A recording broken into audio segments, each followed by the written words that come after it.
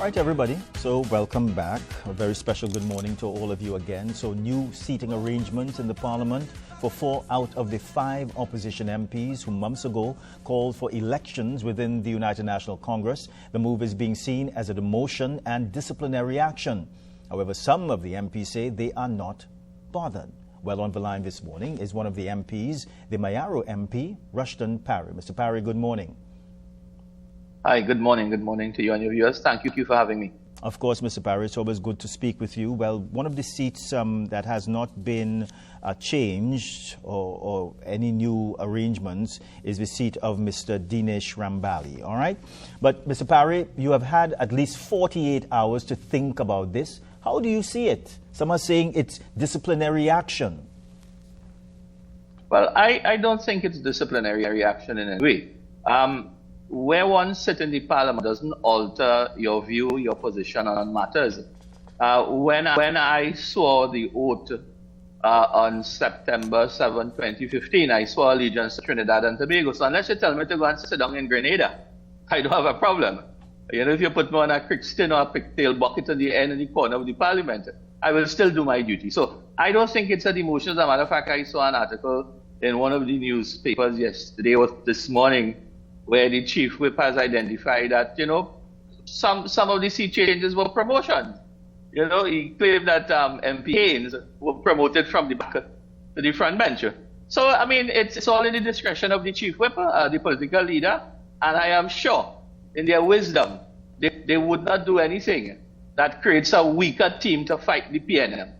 So I trust in their judgment that they have created a way that we will be able to perform much better in the Parliament, and I look forward to the budget debates that are coming.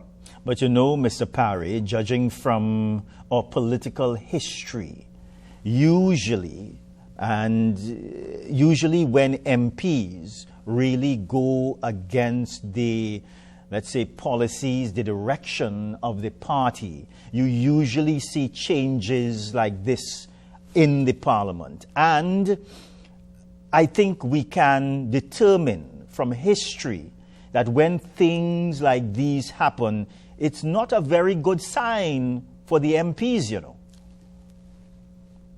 Well, I mean, I cannot sit in the mind of the political leader or the chief whip or the party's leadership at the end of the day. I can look forward to doing the duty that I was sworn to, and I will continue to do it. And nobody says that life is written in concrete. There is things that has to change, and perhaps what we are really seeing, Marlon, is really an evolution in the politics in the UNC. It may require some of the same activities, but it's how we respond to it. Because at the end of the day, I mean, I see the newspaper, they label the 5 MPs as dissidents and rebels. But I mean, that is just romanticizing the whole activity. What we did was that we followed a constitutional mandate. Rebels and dissidents don't follow any constitution. They mash it up. We follow the constitution. It was a leadership election. I see some articles say that we challenged the political leader. The political leader was not on the slate. Unfortunately, the leader jumped into the fray and threw her support behind one of the team, which I believe was wrong, still wrong. But we continue to challenge issues in the party during the campaign. This had nothing to do with government policy. This had nothing to do with national policy. This had to do with things that I, plus 4,000 or more other members of the party, saw that we needed changes. We used the opportunity of a constitutionally due election to drive those changes. Now, we lost the election, but the matters have not been resolved. And since then, I have written the General Secretary, I've written the chairman of the party, identifying that fact, that the issues that we raise are important to the membership of the party.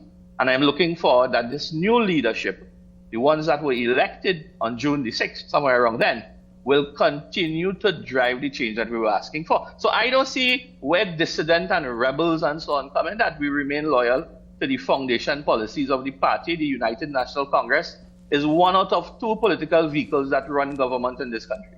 And I think we are the better vehicle, but I have a challenge with some of the decisions that the leadership is making. And as a member of the party, I have a right and a duty to raise these matters. And I have continued to raise these matters after the election in a way that is befitting of a political organization internally without making too much a bacchanal in the public space. So I will continue to do what I have to do. The party will make whatever actions that they see fit going forward. But you know, Mr. Paray, I think that it is fair to say that you and the other 4 MPs, you all continue to show a strong public front, especially when speaking about matters such as these. And you all continue to claim, well, what we did was not a betrayal of the party or the party policies or the political leader, however you want to put it. But do you think that the party sees it that way? Because, as I said, in the public's eye, this action being taken against the 5 of you, it is being seen as, well, here's what. This is what you did, so now you are going to have to pay for this politically. The party is not the 19 or 20 persons who sit in leadership positions. The party is a wider organization that we have always felt we had their full support in terms of the amount of support that we had during the campaign. We were just unable to mobilize sufficient votes on the day of the election. Now, that being said, the political enemy here is the PNM. It is not the citizens of this country. It is not the UNC membership. It is not the UNC leadership. As I mentioned, I remain a solid member of the United National Congress. I joined the party over 10 years ago, where I believed in the principles and the philosophy of that party, outside of the PNM. That I still hold strongly to. It is some of the decisions I have an issue with. So I have no problem with the party. The party has no problem with me. And I say the party is not 20 people sitting in Chaguanas in the party headquarters. The party is wider than that. The political enemy is the PNM. It is their failure to deal with crime. I mean, just before I came on, I heard this story about the family that was wiped out in Diego Martin. I mean, look, at the end of the day, the enemy is the crime situation. Citizens continue to drop like fly. Fear is stifling businesses. It's stifling business activities. Look, a few years ago, you saw an uptick in elderly people being attacked, home invasions, robbed. Today, we have children being robbed. A 9-year-old schoolboy was robbed $27. We have killing of little children. So where I sit in the parliament, and my feeling, whether I love or I don't love anybody, is irrelevant to what matters in this country today. Crime, foreign investment, lack of foreign exchange, collapse in education system, collapse in infrastructure. So what's happening in the UNC, really and truly, it is internal party politics that we are going to deal with as a unit. We will try, or we will continue to be as respectful as we can. We started that during the campaign. I have continued to do that after the campaign.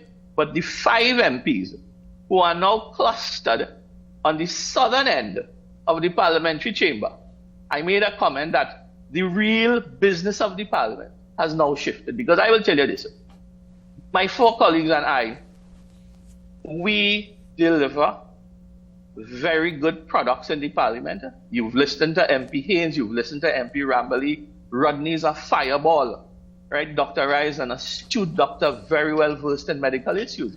So I will tell citizens of Trinidad and Tobago, look forward to a shift into a coalition of very good contributions in the parliament, and we will continue the job that we were hired and sworn to do, in my case, a little over 9 years ago. But, you know, how are you all expected to do that? Because there is a perceived strained relationship between you, well, not you alone, but the 5 MPs and the leadership. Of course, you would know Mr. Paray, and it was widely reported that recently there was a UNC election planning meeting, and you all were not involved in that process at all. So if you look at things in that context, it gives the impression that there is still division between the 5 MPs and the leadership and the leader of the political party. We spoke about decisions of the party, and that is one of them. We talk about, while I have no issues with the party that I belong to and that I've worked hard for 9 years to turn the Mayaro seat from a marginal into a pretty much safe seat for the United National Congress, it is these very same decisions that I spoke about that I have issues with. Whatever is the reason that the meetings were conducted and I wasn't involved, it doesn't diminish my duty at the end of the day to prepare Mayaro as a constituency for the best possible election outcome for the United National Congress. There are things that I am engaged in inside of the party. I have conversations with persons in the party, people who are sitting on the NATEX, people who are sitting at the leadership level. But I remain respectful that these conversations remain as internal party business, because this is why I think we go wrong, is that if you want to drive change in your organization, you can't go on the side of the street and pelt bottle and stone every Monday morning. You stay inside, you stick it out, you rock the tree as much as you can, you have the conversations, you hope for a response. I can tell you the responses have not been coming as fast and furious as I would like, but it doesn't deter my ambition to drive the changes that we campaign for. So what the public sees on the outside, they will perceive things as their reality. Is there some strain? Absolutely. Am I getting the responses that I would like as fast as I would like? No. People see the changes in the seat arrangement historically, that you are being disciplined. But if I'm being disciplined, I don't feel it. I look forward to the budget that is coming. I am always prepared. As you know, I shadow the Ministry of Trade and Industry. I speak on the economy and finance. By profession, I'm a telecommunications digital business person, so I can speak on digital business, tourism.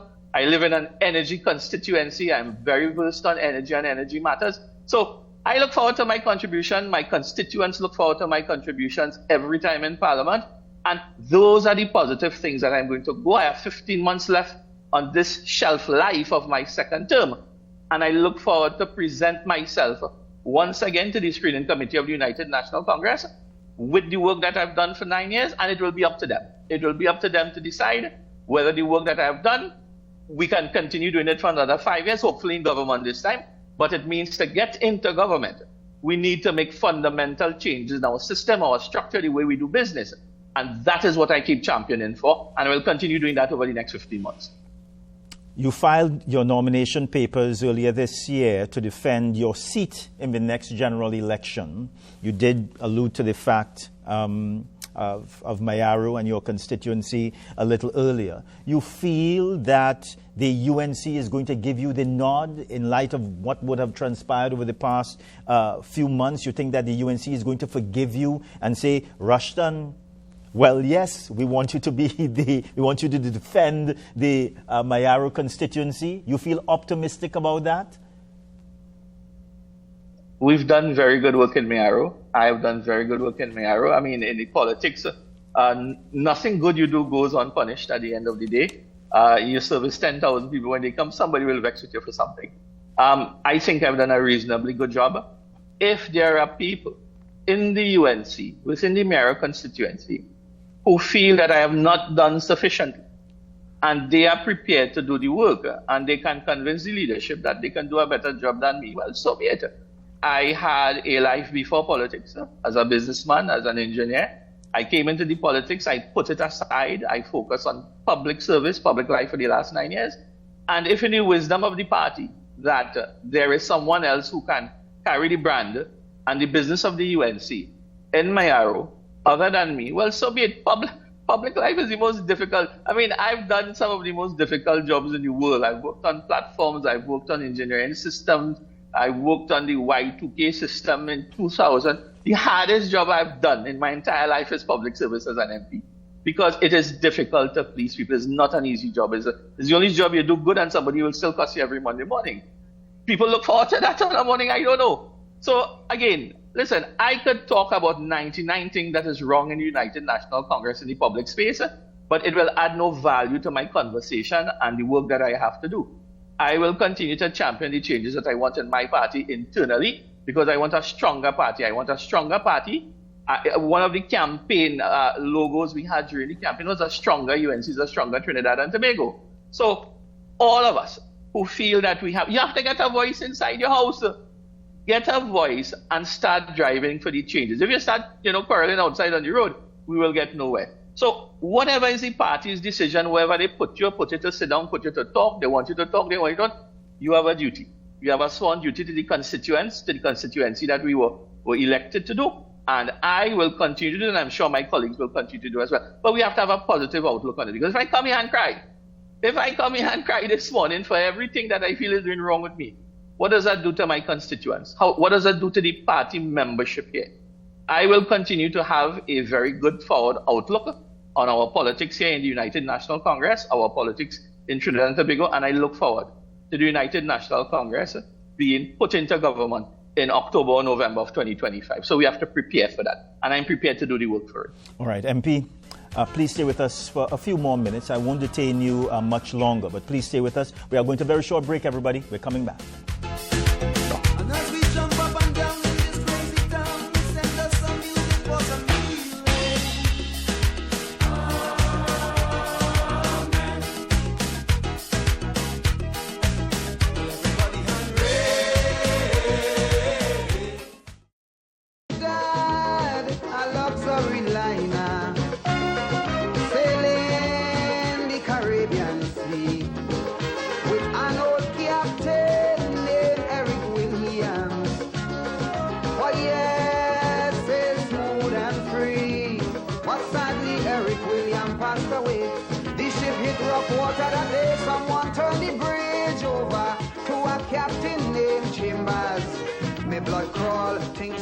All right, so welcome back, everyone. So we are continuing our discussion with MP for Mayaro, Mr. Rushton Paray. Mr. Paray, thank you very much for staying with us. Mr. Paray, I just want to read from a newspaper report back in June, and it followed the internal elections in the UNC.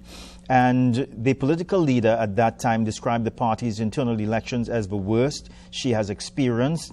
She lamented that the campaign had been a battering one. At that time, you had serious-minded persons in Trinidad and Tobago calling for both sides to have some level of discussion to make amends so that you can go forward as one force.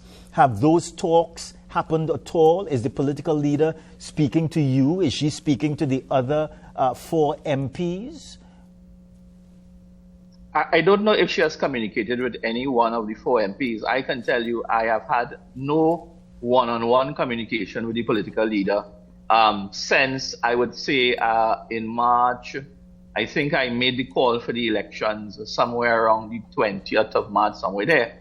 And I would have spoken to her about 2 weeks before that on the run-up to my call. During those conversations from early February to early March, I indicated to her that I was being called by several constituency executives to discuss matters of the party, things that they felt were not happening. They felt that they were being burnt out in all these meetings. It was a cost. Some councillors came up and said, it's costing them for every time we have these meetings. And they felt a bit of discomfort, and they saw that I was a good medium to take that information back to the political leader. They felt that either the people who they were talking to is not carrying the message, or the political leader wasn't listening. So I made several attempts. I can tell you, Mrs. Pasad-Bissessa, she's a night owl. She likes to work very, very late. So we would have had communications via WhatsApp ongoing for many, many weeks, in the run-up to my statement. Until at one point in time, I wrote a 9-page document compressing all the issues that were raised. I had about 35 meetings prior to that. And the day that I sent the document that highlighted all the issues and what we ought to do to prepare for a successful general election in 2025, that day all communication stopped for whatever reason. And since then to today, there have been no communication directly between Mrs. Pasad-Bissessa and myself. You still believe in her leadership, and you still believe that she can lead the party to victory in the next general election? If the party, I continue to maintain that leadership is not a one-man show. You have 18 members of the National Executive who are there to be as a stop and check guide to any political leader. Mrs. Pasad-Bissessa is still well liked in the party. I do not believe that she's being advised appropriately in some of the decisions that are being made. These are communications that I go through the process. As a member of the party, my UNC matters go through the chairman and the general secretary of the party. If we have parliamentary matters, I suspect when we caucus, whenever caucuses restart, and we attend, I will deal with with parliamentary matters with the political leader in terms of the scope of the legislation, how we vote, all those kind of things. I suspect we'll continue those things. But party matters, and I stress that party matters ought to be communicated internally and kept internally. I can tell you, I have a series of issues, and the question about whether Mrs. Prasad Bisesa can take us to government in the current construct and format, my clear answer is no, because I do not believe that the advice that she's getting will take us to government, and that is what I will continue to champion for. Whether anybody see that as being disrespectful or as being bad or rude, well, so be it. I am an investor. I am a shareholder in the United National Congress. And when you go to a shareholders meeting, you stand up and you fight for your investment. And the best investment in this country still remains United National Congress. We need to straighten how our leadership operates.